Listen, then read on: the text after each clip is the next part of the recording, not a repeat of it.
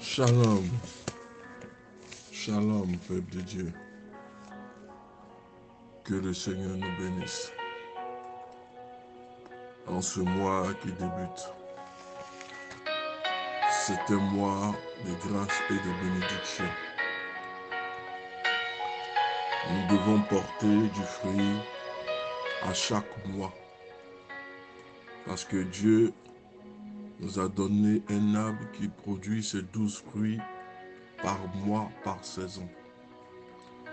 Alors si tu es l'arbre, ce qui signifie que chaque mois, tu dois produire du fruit à chaque saison. Le mois de mars fait partie des mois où tu dois porter du fruit, où tu dois manger des fruits. Alors le désert n'est pas pour toi, parce que tu porteras des fruits à chaque mois et que le mois de mars te réserve encore d'autres surprises, d'autres fruits. Alléluia. Le thème que je veux voir avec vous, Christ est roi. Matthieu 2, le verset 2. Où est le roi des Juifs qui vient de naître? Car nous avons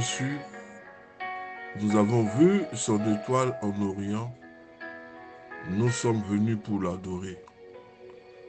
Où est le roi des Juifs? Où est le Christ roi? Disent les mages. Où est le roi des Juifs qui vient de naître? Car nous avons vu son étoile en Orient et nous sommes venus pour l'adorer. Matthieu 2, le verset 22. Vous savez, le cardinal Hugh Latimer était le prédicateur attitré du roi Henri VIII d'Angleterre. Chaque fois, avant de commencer son sermon, le préposé du roi avait l'habitude de dire, Latimer, le roi d'Angleterre est ici. Fais attention à ce que tu vas dire. Mais le diacre du cardinal, qui se tenait toujours à son côté, lui répondait chaque fois tranquillement, Latimer, le roi des rois est ici. Fais attention à ce que tu vas dire. En somme, le cardinal VII était le prédicateur attitré du roi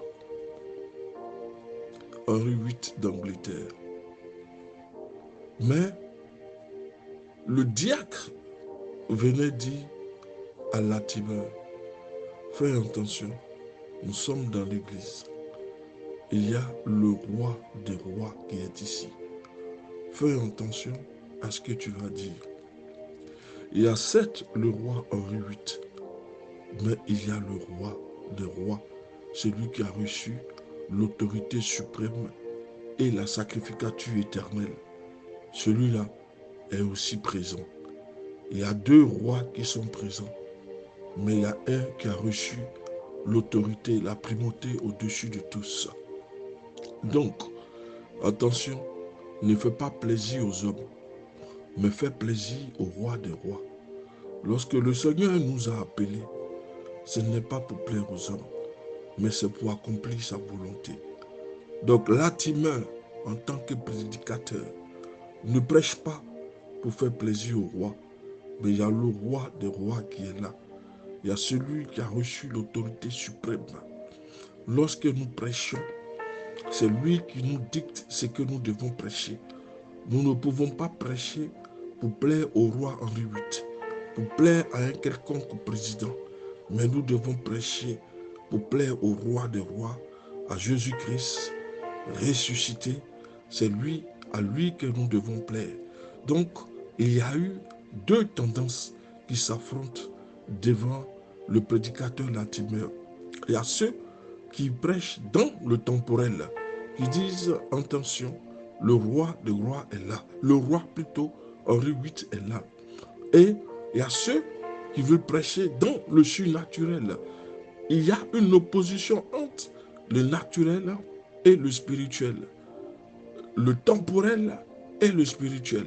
Le naturel et le surnaturel.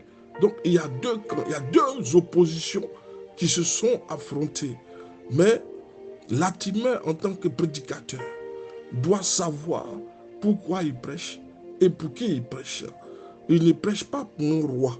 Ce n'est pas parce que un roi viendra dans l'église, un président viendrait dans l'église que la prédication du jour se trouverait être modifiée. Mais nous devons rester accrochés à la parole de Dieu. La Bible nous rappelle 2 fois au début et 2 fois à la fin de son passage sur terre que Jésus est le roi. À l'Annonciation, l'ange Gabriel dit à Marie, il sera grand et sera appelé fils du Très-Haut. Et le Seigneur Dieu lui donnera le trône de David son père. Il régnera sur la maison de Jacob éternellement et son règne n'aura point de fin. Luc 1, le verset 32 au verset 33. Si le règne du Fils de Dieu n'a pas de fin, alors que le règne de Henri VIII est un règne temporel, le règne de tous les présidents sont des règnes temporels. Or, lui, Yoshua le Messie, qui est le roi des rois, c'est à lui que Dieu donne la vie éternelle, le trône éternel, le trône de David. Alors, on ne peut pas comparer la royauté de ce monde à la royauté divine. Il y a une suprématie du monde spirituel sur le monde temporel. Le monde temporel est soumis au monde spirituel. Ce qui veut dire que le roi Henri VIII d'Angleterre est soumis à l'Éternel, au roi des rois. Il y a plusieurs rois, mais il y a un seul roi qui règne sur toute la royauté terrestre comme céleste. C'est à lui que l'Éternel a donné la suprématie sur toutes choses. Il a le nom au-dessus de tous les autres noms. Jésus est donc un dirigeant. Il a un royaume.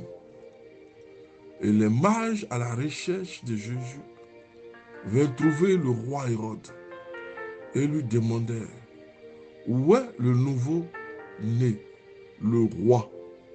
Ensuite, vers la fin du ministère de Jésus sur terre, alors qu'il se tenait devant Pilate, ce dernier lui demandait, tu es donc roi? Jésus répondit, tu le dis, je suis le roi. Jean 18, le verset 37. Les rois mages ont minimisé, de par la naissance de Jésus, la royauté du roi Hérode. Ils sont venus devant Hérode